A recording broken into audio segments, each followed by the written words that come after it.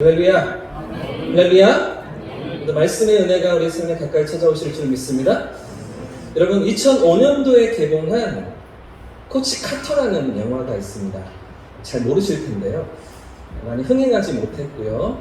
또 관객 수가 그렇게 몰리지 않았던 영화인데 사실은 아주 감동이 있는, 그래서 이 영화를 보았던 소수의 사람들은 매니아층이 생길 정도로 그렇게 아주 감동을 주었던 그런 영화입니다. 이 영화의 배경은 1999년입니다. 실제 있었던 사건입니다. 미국 버지니아주의 리치몬드라는 고등학교에서 실제 학생을 가르쳤던 켄 카터라는 이분이신데요. 이분 나중에 이런 책을 썼습니다. 하나 더 넘겨주십시오.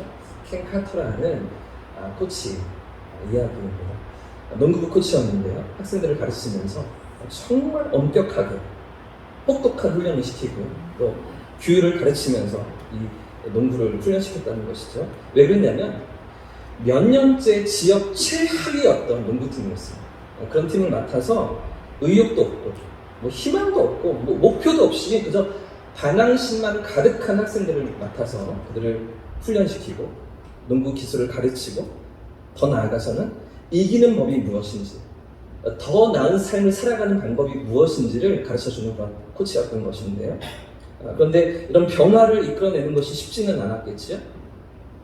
저항이 있었을 것입니다. 학생들은 물론이고요, 학부모와 심지어는 동료 선생들까지 못마땅하다고 반발하는 그런 상황 속에서 결국은 이 수많은 선수들을 바른 길로 이끌어내고 또 올바르게 지도했던 그런 역할을 이 코치가 해냈던 것입니다. 그런 반항적인 학생들을 설득하고 부모들을 설득하면서 주위에 있는 많은 사람들을 설득하면서 결국에는 승리를 얻어내는 팀으로, 이 아이들이 정말 이제 고등학교를 졸업하는 게 목표였습니다. 그만큼 자퇴율이 너무나 많은 학교였고요. 이 학생들이 또 대학에 진학하는 것이 목표였습니다. 그런 꿈을 심어주는 코치였던 것인데요. 짧은 영상이 하나가 있습니다. 한 2분 30초짜리 영상인데요. 짧은 영상 함께 보시고 또 말씀을 나누겠습니다. Young sirs, it's been a long day. Porters, media everywhere. Let's take this time to say whatever it is we want while the doors are closed. You have the floor. This is about us. Man, this shit ain't about us. This is all about Coach Carter. We're the basketball team. All I see is you on TV, getting famous. Eating that shit up. Is that all you see? That's all I see. You ain't lying. Well, let me tell you what I see. I see a system that's designed for you to fail. Now, I know you all like stats, so let me give you some. Richmond High only graduates 50% of its students. And of those that do graduate, only 6% go to college. Which tells me when I walk down these halls and I look in your classrooms, maybe only one student is going to go to college.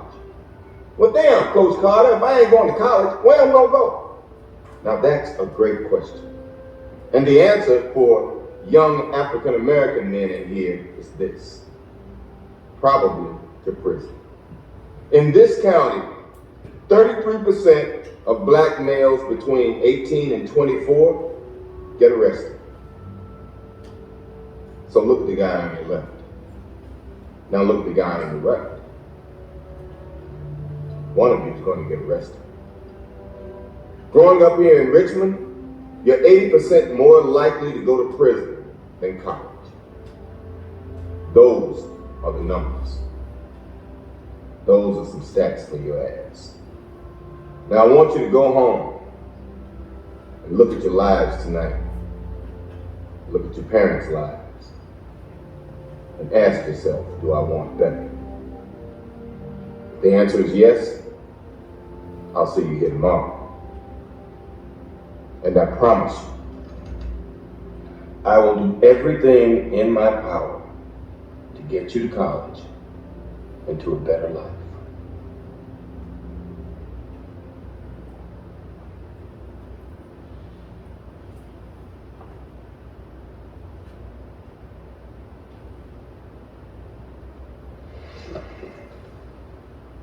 네, 여기까지만 보겠습니다. 더 보면 좋겠지만 재밌으시죠? 여러분 감동 있지 않으십니까? 너무 멋지지 않으십니까? 난 내 모든 것을 바쳐서 너희들을 대학에 보낼 거야. 보다 더 나은 삶을 위해서. 나의 보다 나은 삶이 아니라 너희들의 보다 나은 삶을 위해서.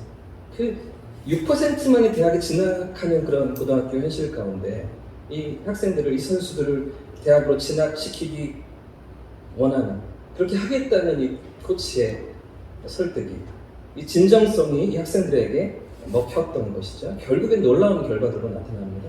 궁금하신 분들은 찾아서 보십시오.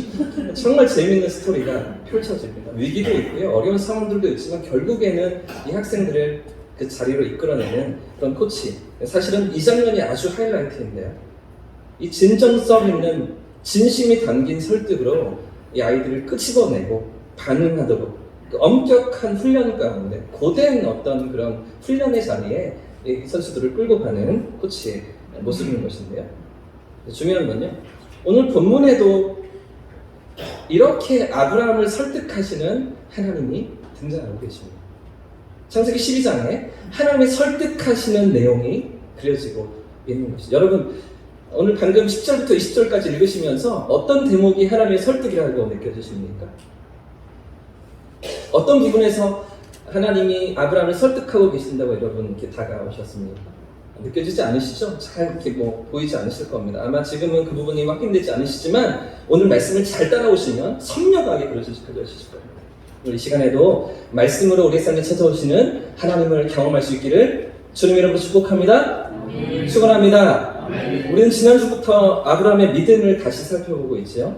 사실 아브라함은 신약 성경에서도 가장 첫 페이지를 여는 마태복음 1장 1절에 아브라함과 다윗의 자손, 예수 그리스도의 세계라 하면서 아브라함의 이야기로 성경이, 신약이 열리고 있는 그런 인물이기도 합니다. 그래서 성경의 어느 인물보다 아브라함을 이해하는 게 우리에게 아주 중요한데요.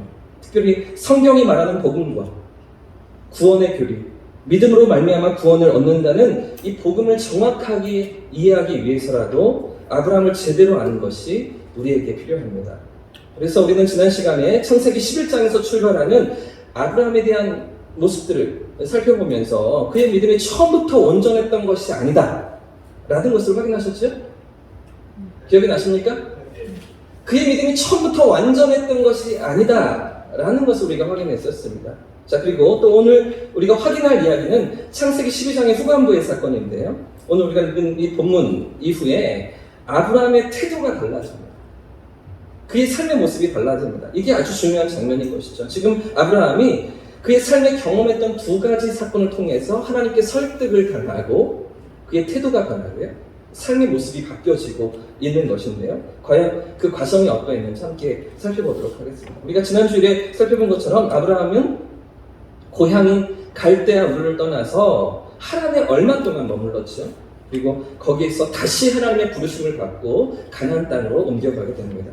드디어 그 가나안 땅을 밟게 되는 것인데요. 12장 5절 말씀이 그 대목을 우리에게 보여주고 있습니다. 12장 5절을 함께 읽어보겠습니다. 시작. 아브라함이 그의 아내 사레와 조카 롯과 하란에서 모든 소유를 얻은 사람들을 이끌고 가나안 땅으로 가려고 떠나서, 지금 아브라함이 어떻게 가나안 땅에 들어갔다고 기록하고 있습니까? 어떻게 그 땅에 들어갔다고요? 마침내 들어갔다고 하죠. 가까스로 들어갔다는 것입니다. 간신히 들어갔다는 것이죠. 그러니까 이 대목에서도 아브라함의 실체가 드러납니다. 처음부터 순순히 가나안 땅에 들어갔던 것이 아니라는 것이죠. 그런데 문제는 하나님이 주신 그 가나안 땅에서 잘 살면 좋았겠는데, 그런데 아브라함이 또 어디로 나아갑니까? 자, 7절 말씀도 보십시오. 7절도 같이 읽어보겠습니다. 시작. 여호와께서 아브라함에게 나타나 이르시되 내가 이 땅을 내 자손에게 주리라 하신지라. 자기가 나타나신 여호와께, 자, 지금 이 땅을 아브라함과 그 자손에게 주겠다고 하나님이 약속하셨죠? 그런데 아브라함이 그 약속을 믿지 못하고 어디로 나아갈까요? 자, 10절 말씀도 보십시오. 10절 제가 읽어드리겠습니다. 그 땅에 기근이 들었으므로 아브라함이 애굽에 거류하려고 그리로 내려갔으니 이는 그 땅의 기근이 심하였습니다. 자, 아브라함이 어디로 내려갔다고요? 애굽이라는 동네로 내려갔죠. 물론 이 가나안 땅에 기근이 있었습니다. 그의 삶에 찾아온 흉년이 있었습니다. 그러나 하나님께서 처음부터 가라고 하신 땅이 어디였습니까? 이 가나안 땅이죠. 여기 머물러, 여기 네가 살아야 해. 여기서 내가 네 자손에게 복을 줄 거야. 이렇게 말씀하지 않으셨습니까? 그런데도 아브라함은 믿지를 못하는 것이죠. 신뢰가 안 되는 것입니다. 하나님을 다 믿지 못하고 지금 애굽으로 떠나고 있는 것인데요. 기근이 찾아오고 흉년이 밀려오니까 도망치는 겁니다. 떠나고 있는 겁니다. 뿐만 아니라 이렇게 도망치던 아브라함이 애굽에 내려가서 이쪽 저쪽 눈치를 보면서 살아갈 궁리를 합니다. 어떤 거짓말을 하게 됩니까? 자, 13절 말씀 읽겠습니다. 13절 같이 읽습니다. 시작. 원하건대 그대는 나의 유일함이라. 그러면 내가 그대로 말미암아 안전하고 내 목숨이 그대로 말미암아 아내를 누이라고 여동생이라고 속이고 있는 것이죠. 그리고 이 거짓말로 말미암아서 어떤 사건이 벌어집니까? 아내를 빼앗기게 됩니다. 애굽의 파라오에게 바로 왕에게 아내를 뺏기게 되는 것이죠. 그런데 문제는 중요한 건요. 여러분 잘 생각해 보십시오. 이런 아브라함의 행동에 대해서 하나님이 책망하실까요? 책망하지 않으실까요? 도망치고요. 하나님을 믿지 못하고요. 신뢰하지 못하는데도 또 거짓말도 하는데도 하나님이 이런 아브라함을 책망하십니까? 책망하지 않으십니까? 책망하지 않으십니다. 자, 오히려 전혀 엉뚱한 사람에게 불똥이 튀고 있는데요. 하나님께서 애국왕 바로를 혼내고 계시는 거죠. 혼나는 사람은 아브라함인데 아브라함이 아니라 전혀 다른 사람이 옆에 있다가 두들겨 맞고 있는 것이죠. 하나님의 부르심에 불순종하고 거짓말하는 아브라함은 그대로 두시고요. 바로가 엄청 두들겨 맞는데요. 17절 말씀이 그 대목입니다. 17절 같이 읽겠습니다. 시작. 여호와께서 아브라함의 아내 사레의 일로 무엇을 내리셨다고요? 자, 이게 어떤 일이 나는 것이죠? 이게 무슨 이유가 나는 것입니까? 왜 잘못하고 있는, 왜 실수하고 있는 아브라함은 혼내시지 않으시고 바로를 부정하고 계시는 것입니까? 왜 하나님의 반응이 이렇게 나타나고 있는 것입니다? 사랑하는 여러분, 이 사건 여러분 어떻게 이해가 되십니까? 왜 순종하지 않고 거짓말까지 하는 아브라함은 혼내지 않으시고 왜 가만히 있던 바로가 혼나고 해코지를 당하고 있는 것입니까? 아브라함은 하나님의 백성이니까 무조건 다 품어주시고 바로는 하나님의 백성이 아니니까 무조건 때리시는 것입니까? 그렇게 이해될까요? 그렇지가 않습니다. 오늘 사건에 담긴 분명한 이유가 있는 것이죠. 사실 아브라함도 하나님께서 꾸짖으시고 책망하실 때가 있습니다. 창세기 17장에 가시면 이제 아브라함의 나이가 99세가 되었을 때 그때 하나님께서 나타나셔서 아브라함을 책망하시는 장면이 등장합니다. 그런데 이 꾸지람은 사실 창세기 16장에 있었던 사건 때문에 17장에서 아브라함이 혼나게 되는데요. 16장, 창세기 16장에 어떤 사건이 있을까요? 여러분 잘 아시는 이스마엘 사건이 있습니다. 아브라함이 하갈을 통해서 다른 아들을 낳았던 것이죠. 하나님이 주시겠다고 했던 아들은 내 몸에서 내 씨를 통해서 내 약속을 이루겠다 하면서 사라를 통해서 아들을 주시겠다 하셨는데 그 약속이 지연되고 이루어지지 않으니까 믿지 못하고 신뢰하지 못하고 여종을 통해서 하갈을 통해서 아들을 낳게 되는데 그 아들의 이름이 이스마엘인 것이죠. 그게 창세기 16장의 기록입니다. 자, 그때 아브라함의 나이가 몇 살이었을까요? 이스마엘을 낳았을 때 아브라함의 나이가요? 16장 16절을 찾아보겠습니다. 한번 넘겨보십시오.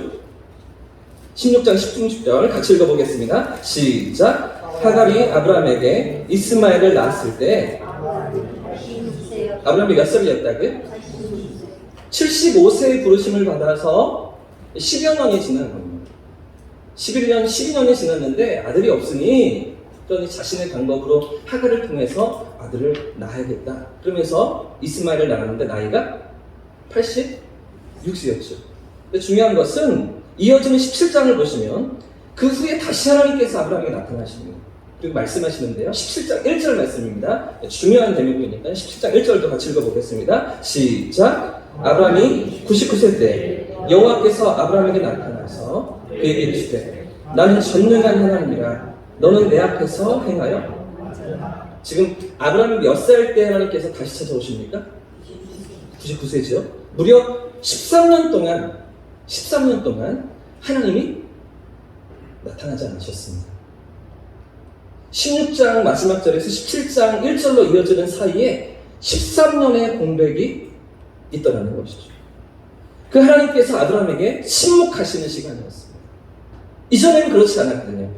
갈대아 우르에서 나타나신 하나님은 하란에서도 나타나셔서 다시 말씀하십니다. 다시 너를 내가 쓰겠다. 부르시고 아브라함에게 찾아오셨습니다. 가나안 땅에서는 이 땅을 너에게 주신다고 약속하시면서 말씀하시는 그런 하나님이시죠. 자, 애굽에 내려갔을 때도 찾아오시고 만나주시는 하나님이셨습니다. 심지어는 바로에게까지 나타나셔서 꿈에 나타나셔서 그 바로를 책망하시고 아브라함에게 아내를 돌려주시면서 그 얘기를 인도하시는 하나님이셨는데요. 또 창세기 13장에서 아브라함이 롯과 헤어질 때 있잖아요. 네가 좋아하면 난 우하고 나는 너의 반대길로 갈 거야. 너 먼저 선택해. 그러면서 롯과 함께 헤어지는 그 장면에서도 너 동서남북을 바라봐. 하늘의 별을 바라봐. 내가 너를 축복할 거야. 너를 도울 거야. 내가 너와 함께 있을 거야. 말씀하시는 하나님이 13장에서도 계셨습니다. 지금까지 아브라함과 함께 하셨던 것이죠. 언제 어디서나 찾아오시고 만나주시는 하나님을 아브라함이 경험했던 거죠. 14장에서는요. 롯이 이 다섯 나라 연합군에게 잡혀가자 아브라함이 자기가 길렀던 318명의 군사들을 데리고 종들을 데리고서 롯을 부추겨 오잖아요. 자, 그런 대목에서도 나타나시고 그를 도우시는 하나님을 아브라함이 경험했던 것이죠. 자, 그런데 지금 16장과 17장 사이에서 몇 년 동안 침묵하셨다고요? 13년 동안. 13년 동안 나타나지 않으시고요. 말씀하지 않으시고요. 인도하시지 않는 하나님이셨던 것이죠. 그런 하나님의 침묵을 아브라함이 경험하고 있었던 것입니다. 자, 뿐만 아니라 하나님께서 나타나시면서요. 13년 만에 다시 나타나시면서 아브라함에게 뭐라고 말씀하십니까? 1절 후반절 보시면 나는 전능한 하나님이라 너는 내 앞에서 완전하게 행하라. 이게 어떤 말씀입니까? 이게 어떤 의미입니까? 계속 나타나지 않으시다가 13년 동안 침묵하시다가 갑자기 나타나셔서는 너 내 앞에서 완전히 행해. 나는 전능한 하나님이야. 이렇게 말씀하시는 음성이 아브라함에게 어떻게 들렸어요? 꾸중하시는 것이죠. 책망하시는 것입니다. 너 그렇게 다시는 하지 마. 이스마엘을 낳았던 것 같은 그런 불순종 다시는 하지 마. 그 절대로 내가 원하는 게 아니야. 책망하시고 꾸중하시는 하나님으로 17장에 나타나시는 것이죠. 사랑하는 여러분 생각해 보십시오. 그래도 아브라함이 갈대아 우르를 떠날 때, 하란을 떠날 때, 가나안 땅에 들어갈 때, 애굽을 찾아갔다가 다시 돌아올 때 이 모든 상황 속에서 그래도 찾아오시고 나타나시는 그 하나님 한 분 바라보고 여기까지 걸어오지 않았습니까? 그 하나님 한 분을 의지하면서 그 인생의 걸음이 나아가고 있지 않았습니까? 그런데 이 13년 동안 침묵하셨다는 것. 아브라함에겐 치명적인 거죠. 너무나 두려운 사건입니다. 본토와 친척과 아비 집을 떠났는데 나를 지켜주고 보호해주고 그 모든 환경과 상황을 떠났는데 하나님이 보이지 않는 것, 하나님이 느껴지지 않는 것, 너무나 두렵고 무서운 상황인 것이죠. 자, 그래서 13년 만에 나타나신 하나님 앞에 아브라함이 어떻게 반응할까요? 자, 17장 3절 말씀을 보십시오. 3절도 같이 읽겠습니다. 시작. 아브라함이 엎드렸더니 하나님이 또 그에게 말씀하셨습니다. 아브라함이 어떻게 반응하고 있습니까? 엎드리고 있습니다. 완전히 꾸중을 듣고 혼나고 있는 거죠. 얼굴 바짝 땅에 대고요. 고개를 숙이고 있는 것입니다. 이게 바로 아브라함이 처음으로 하나님 앞에 책망과 꾸지람을 듣는 장면인 것이죠. 왜 나를 못 믿느냐? 왜 나를 신뢰하지 못해? 이러면서 하나님께서 책망하셨던 그런 장면인 것입니다. 이게 바로 창세기 17장에서의 사건인 것이죠. 그런데 중요한 점은 오늘 왜 창세기 12장에서는 아브라함이 가나안을 떠났음에도 불구하고 애굽으로 내려갔음에도 불구하고 하나님이 책망하지 않으시는 것입니다. 왜 하나님이 여기서는 아브라함을 그저 용납하시고 품어주시고 이해하시면서 넘어가시는 것입니다. 왜 아내를 나의 누이라고 속이면서 거짓말을 아무렇지도 않게 하는 아브라함인데도 왜 그런 글을 꾸짖지 않으시고 책망하지 않으시는 것입니까? 자, 여기 12장과 17장 사이에 아주 중요한 두 사건이 있기 때문입니다. 이 두 가지 사건 때문에 아브라함이 경험했던 12장에서의 하나의 사건과 14장에 등장하는 또 하나의 사건을 통해서 아브라함의 삶의 태도가 변하고 있는 것입니다. 아주 중요한 사건이 그의 삶에 있었던 것입니다. 그 첫 번째가 무엇이냐면 먼저 12장, 오늘 본문으로 다시 돌아오겠습니다. 12장 17절부터 20절까지의 말씀을 같이 보겠습니다. 17절부터 마지막 20절까지 같이 읽습니다. 시작. 여호와께서 아브라함의 아내 사레이로 바로와 그 집에 큰 재앙을 내리신지라. 바로가 아브라함을 불러 이르되 내가 어찌하여 나에게 이렇게 행하느냐? 내가 어찌하여 그를 내 아내라고 내게 말하지 아니하느냐? 내가 어찌 그를 누이라 하여 내가 그를 데려다가 아내를 삼게 하였느냐. 내 아내가 여기 있으니 이제 데려가라 하고 바로가 사람들에게 그의 이름을 명하매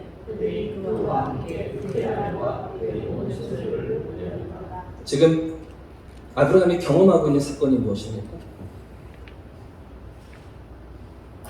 아브라함이 부딪히고 있는 첫 번째 사건이 무엇입니까? 하나님께서 이 바로의 집에 재앙을 내리셨다는 것이죠. 아내 사라를 빼앗아 갔던 그 일로 말미암아서 바로의 집과 애굽 전역에 큰 재앙을 내리시는, 그냥 재앙이 아니고요, 큰 재앙을 내리시는 그 하나님을 아브라함이 경험했던 것입니다. 사랑하는 여러분, 당시 바로가 어떤 존재인지 여러분 아십니까? 지금껏 역사상 존재했던 모든 최고의 권력자들 다 모아놔야 바로와 비길 수가 있습니다. 그렇게 큰 힘과 권력을 가진 사람이 바로 왕이었는데요. 그러니까 전 세계 통치자인 것이죠. 알렉산더 대왕 비교지지가 않습니다. 로마의 시전 비길 수가 없습니다. 나폴레옹, 징기스칸, 히틀러 다 모아놔야 비교가 될까 말까한 그런 인물이 바로 이 바로인 것이죠. 그런데 이런 바로가 지금 누구 때문에 터지고 있습니까? 아브라함 자신 때문에 얻어맞고 있는 것이죠. 나 때문에 바로가 지금 재앙을 당하고 있는 것입니다. 아브라함의 아내 사라를 빼앗은 것 때문에 밤새 얻어터지고 있는 것이죠. 그러더니 얼마 안 가서 얼마나 혼이 나고 정신이 나갔는지 다 데리고 나가라고 하면서 금은보화를 다 내어주는 그런 바로였던 것이죠. 이때 가장 놀란 사람이 누구였을까요? 바로가 놀랐을까요? 그렇지가 않죠. 아브라함이 놀라고 있는 겁니다. 아브라함이 화들짝 깨어나고 있는 겁니다. 도대체 하나님이 누구시길래? 하나님이 어떤 분이시길래? 이 강력한 제국의 이집트의 바로까지도 재앙을 내리십니다. 그를 혼내키시는가? 그 하나님이 누구신지를 깨닫고 있는 것이죠. 그 하나님 앞에서 몰래 깨어나고 있는 것입니다. 이 사건 앞에서 아브라함이 깨어나고 있는데요. 사랑하는 여러분, 지금 아브라함이 기근을 피해서 애굽으로 내려갔다가 무엇을 경험하고 있습니까? 그렇게 아내를 빼앗길 정도로 두려워하면서 긴장을 하고 전전긍긍하던 그 낯선 땅에서 그렇게라도 거짓말을 해서라도 목숨을 부지하고 이리저리 잔머리를 굴리면서 계산기를 두들기던 그 자리에서 지금 아브라함이 깨닫고 있는 것이 무엇입니까? 하나님이 누구신가 하는 것이죠. 하나님이 어떤 분이신가를 발견하고 있던 것입니다. 바로보다 크신 하나님, 애국보다 크신 하나님, 내 생각보다 훨씬 크시고 능력이 많으신 그런 하나님을 아브라함이 경험하고 있던 것입니다. 할렐루야! 사랑하는 여러분, 오늘 우리는 우리의 삶의 자리에서 어떤 하나님을 경험하고 계십니까? 어떤 하나님을 깨달으면서 우리의 발걸음을 내딛고 계십니까? 그런 경험이 있어야만 우리의 믿음이 자라는 것이죠. 그런 경험들 속에서 우리의 믿음이 단단해져 가는 것입니다. 과연 하나님이 누구신가? 하나님 어떻게 일하시는가? 하나님 내 삶 가운데 어떻게 일하고 계시는가? 그 하나님을 체험하고 만나는 저와 우리 모두의 삶이기를 주님의 이름으로 축복합니다. 자, 이게 첫 번째 사건이에요. 바로보다 크신 하나님을 경험하는 아브라함의 첫 번째 사건이었습니다. 그런가 또 하나 아브라함이 경험하는 중요한 사건이 있는데요. 전혀 예상치 못했던 전쟁에 휘말리는 것입니다. 창세기 14장에 등장하는 이 가나안 남쪽에 있던 5 임금과 북쪽에 있던 4명의 임금이 편을 나눠서 전투를 치르고 있는데요. 이런 전쟁에 아브라함이 말려들게 됩니다. 그 전쟁에 조카가 포로로 끌려가면서 롯이 끌려가면서 그 롯을 구하기 위해서 아브라함이 전장의 한복판으로 뛰어들게 되는데요. 창세기 14장 말씀으로 넘어가 보겠습니다. 14장 1절과 2절 말씀을 같이 한번 읽어보겠습니다. 1절, 2절 시작. 당시에 신할왕 암라벨과 엘라살왕 아리옥과 엘람왕 그돌라오멜과 고인왕 디달이 소돔왕 베라와 고모라왕 비르사와 아두마왕 시납과 스보임왕 세메벨과 벨라왕 소알과 지금 9왕이 지금 싸우는, 왕들만 싸우는 게 아니겠죠. 군사들을 끌고 나와서 지금 5명이 한 편을 먹고요, 연합군을 이루고요, 또 4개 나라가 연합군을 이루어서 이 전쟁을 치르고 있는 것이잖아요. 그러니까 지금으로 치면 세계대전입니다. 1차 세계대전, 2차 세계대전, 이런 전쟁이 이루어지고 있는 거죠. 그런데 감히 누가 그 전쟁에 뛰어들 수가 있는 거죠. 누가 겁도 없이 그 틈에 뛸 수가 있는 거죠.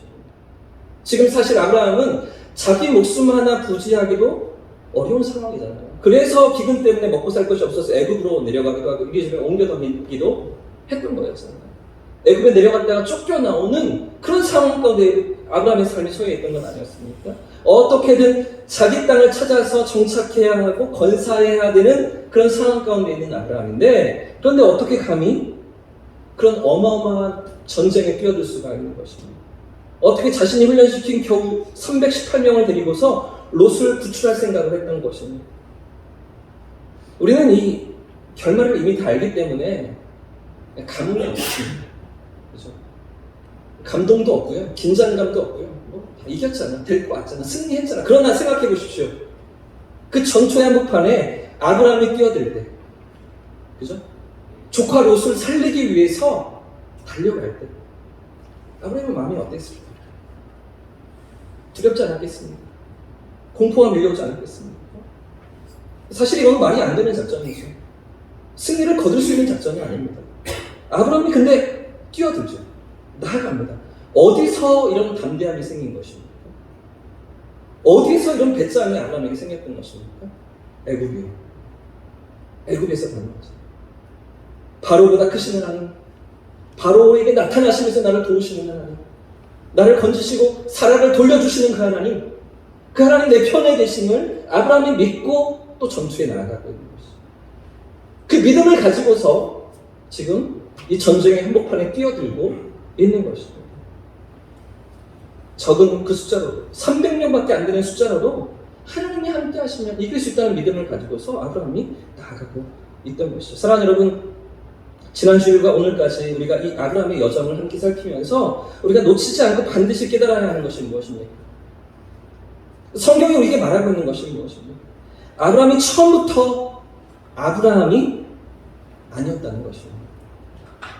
처음부터 믿음의 조상이 아니었다는 것입니다. 아브라함을 아브라함 되게 하시는 하나님이 계셨다는 것이죠. 할렐루야.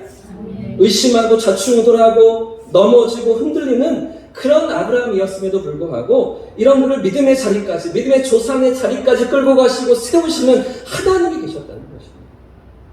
그래서 창세기 12장에서 아브라함이 애굽으로 내려갈 때 또 거짓말을 할 때 책망하지 않으십니다. 왜요? 아직 믿음이 다 자라지 않았거든요. 아브라함이 다 하나님을 경험하지 못했거든요. 하나님은 어떤 분이신지를 제대로 알지 못했거든요. 그런 아브라함에게 하나님은 책망하지 않으십니다. 책임을 묻지 않으십니다. 거짓말하고 불순종하고 어긋난 길로 나가는데도 불구하고 기다려주시는 것이죠. 품어주시는 것입니다. 그런데 왜 17장에서 이스마엘을 낳고 난 후에는 책망하시는 것입니까? 이런 경험들을 해봤잖아요. 아브라함의 믿음이 발생하고 있잖아요. 믿음이 일어나고 있잖아요. 하나님의 살아계심을, 하나님의 일하심을 아브라함이 경험해 왔잖아요. 그런데도 불구하고 네가 믿지는 못해? 그런데도 불구하고 네가 이것밖에 안 돼? 하나님 13년 동안 침묵하시면서 책망하시면서 그렇게 99세가 되어서야 나타나셨던 것입니다. 사랑하는 여러분, 우리 하나님께서 우리에게 기대하시고 우리에게 요구하시는 믿음이 무엇입니까? 처음부터 완벽한 믿음일까요? 너 나를 믿기로 작정했으면, 너 교회 나오기로 시작했으면 너 절대로 넘어지면 안 돼. 너 절대로 실패하면 안 돼. 그렇게 요구하시는 하나님이실까요? 그렇지가 않습니다. 한 걸음씩 이끄시는 것이죠. 할렐루야. 한 걸음씩 한 걸음씩 우리를 빚어가시는 것이죠. 무례한 요구를 하시지 않으시는 하나님이십니다. 때로는 하나님에서 방황합니다. 때로는 애굽에서 헤매기도 하는 것이죠. 때로는 어긋난 길에서 엉뚱한 짓을 할 때에도 그때 하나님 우리를 포기치 않으시고 버리지 않으시며 이끌어 가시고 틀림없이 간섭하시는 하나님으로 우리의 삶에 찾아오시는 것입니다. 내가 이런 하나님이야. 내가 이렇게 너와 함께 하고 있어. 내가 너를 이렇게 이끌어 가고 있어. 설득하시며 우리를 믿음의 자리로 이끌어 가시는 하나님이신 것이죠. 사랑하는 여러분, 그렇기 때문에 우리의 믿음의 주도권이 누구에게 있습니까? 우리의 믿음이 내가 내 믿음을 지키고 내가 무엇을 잘해야 되는 것입니까? 아니면 하나님께서 우리를 설득하시고 우리를 이끌어 가시는 것입니까? 전자입니까? 후자입니까? 로마서 8장 32절에 자기 아들을 아끼지 아니하시고 우리 모든 사람을 위하여 내주시니 어찌 그 아들과 함께 모든 것을 주시지 않으리까 말씀하십니다. 아들을 주실 때부터, 우리를 위해서 당신의 독생자를 내어주기로 작정하실 때부터 우리의 삶에 관여하시고 우리 인생에 개입하시기로 작정하신 하나님은 우리를 오늘도 여전히 믿음의 길로 이끌어가기로 원하시고 우리의 삶의 믿음의 성장으로 끌고 가시는 것이죠. 그 하나님의 선하심과 인자하심으로 우리의 삶의 믿음의 걸음을 이끌어가고 계신 것입니다. 사랑하는 여러분, 그 하나님을 기대하는 저와 여러분의 삶이기를 예수님의 이름으로 축복합니다. 우리 자신을 들여다봐야 희망이 없습니다. 또 넘어지고 또 실패하고 또 주저하는 우리에게 어떤 기대할 것이 없습니다. 그러나 이런 우리를, 이런 연약한 우리를, 우리가 죄인 되었을 때, 하나님과 원수 되었을 때, 그럴 때 우리를 사랑하시고 우리를 택하시고 우리를 쓰시기로 불러내신 하나님은 우리의 믿음을 끌고 가시는 것이죠. 아브라함처럼 믿음의 여정에 우리를 세워 놓으신 것입니다. 처음부터 아브라함이 아니었던 것이죠. 처음부터 믿음의 조상이 아니었던 것입니다. 우리의 삶에 아무리 실수가 많고 모난 부분이 많고 다듬어지지 않은 것이 많다 할지라도 우리를 이끌어 가시는 하나님, 우리를 믿음의 길로 완성시켜 가시는 그 하나님 바라보면서 기대와 소망으로 나아가는 저와 우리 모두의 삶이길 예수님 이름으로 축복합니다. 축원합니다. 오늘은 설교 마무리도 영상으로 좀 마쳤으면 좋겠는데요. 얼마 전 TVN에서 방송했던 슈룹이라는 드라마입니다. 지금은 끝난 드라마고요. 이 슈룹이 이렇게 우산이래요. 옛날 말로 우산이라고 하는데요. 우산처럼 우리를 보호해준다는 이런 말인데 그 중에 7회였나 8회 다 보진 않았습니다. 저도 그 중에 하나 나오는 한 장면인데 같이 보시고 말씀 마무리하겠습니다. 지금 한번 보여주십시오.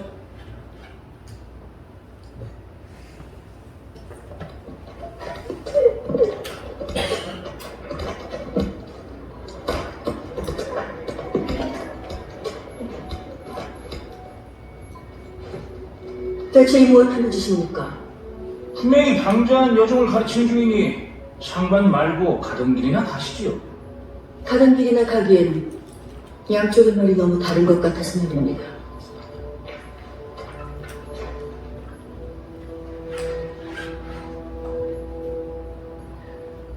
겁탈을 당했다는 것이 사실이냐? 종현이 여기 계시다간 다치십니다. 전 괜찮으니 어서 가십시오. 나도 괜찮다. 내 뒤에 발좀 붙거라.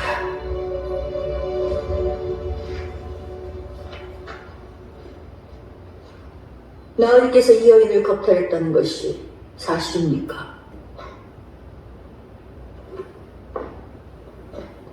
겁탈이라니요. 색을 밝히는 저 천한 것이 팔자 한번 고치려고 내게 꼬리를 친 것이요. 몸을 막 굴리는 계집이니 저 뺏은 게 아니고 내가 아닐지도 모르지.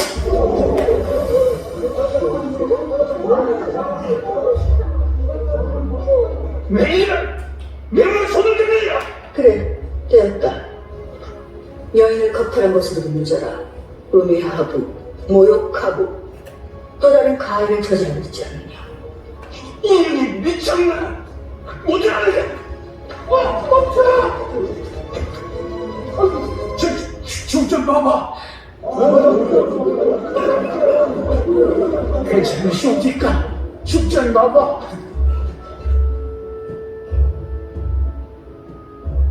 어찌할까? 내 주상전에게 주청을 올려 제대로 한번 시시리기를 가려볼까요? 되겠습니다. 용서를 빌해서는 내가 아니지요. 내가 잘못했다 어려. 내가 너를 겁탈한 것도 모자라 모든 죄임을 뒤집어 씌웠느니라.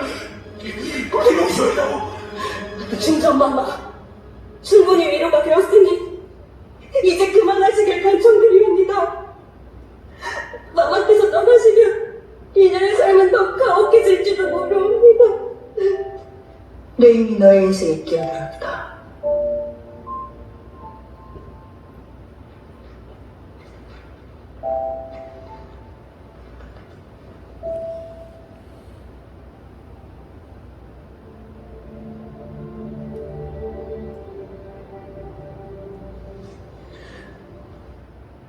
네, 여기까지네요. 여러분 어떠십니까? 더 보셔야겠죠? 감동이 있지 않으십니까? 내 힘이 내 인생에 끼어들었다. 누가 우리 인생에 끼어드셨습니까?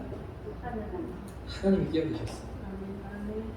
혼자 두지 않으시고 버려두지 않으시고 죄 가운데 신음하던 영원한 형벌로 나아가던 우리를 하나님께서 찾아오시고 우리 인생에 끼어드신 것이죠. 사실은 우리의 삶이 오늘 이 자리에 있는 게 그게 하나님이 우리를 끌고 가시는 분명한 이유입니다.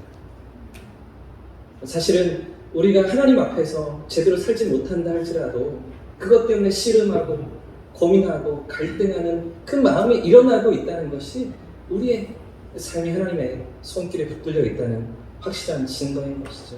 다음 주에 그 부분을 조금 더 우리가 살펴볼 텐데요. 세상 사람들은 그런 고민도 하지 않습니다. 주일에 이 11시에 나와야 한다는 생각도 하지 못합니다. 내가 이렇게 살면 안 된다라는 생각조차 가지지 못하는 거죠. 왜? 하나님이 아직 끼어들지 않으셨기 때문에. 우리의 마음 가운데 그런 불편함이 있다는 것은, 이 자리를 기억하며 나와 있다는 것은 하나님의 손길이 이미 일하고 계신 것이죠. 할렐루야! 하나님의 개입하심이 이미 시작되어 있는 것입니다. 그 하나님께서 우리의 믿음을 아브라함처럼 완성해 가시는 줄 믿고, 우리의 믿음을 더 성장시켜 가시는 줄 믿고 하나님을 기대하는 믿음으로 이 여름을 살아가는 저와 우리 모두가 되시기를 예수님 이름으로 축복합니다. 축원합니다. 이렇게 찬양하고 기도하겠습니다. 찬양할 때 지난주에 불렀던 찬양 그대로 한번 불러보죠. 우리 가사를 생각하면서 내 아버지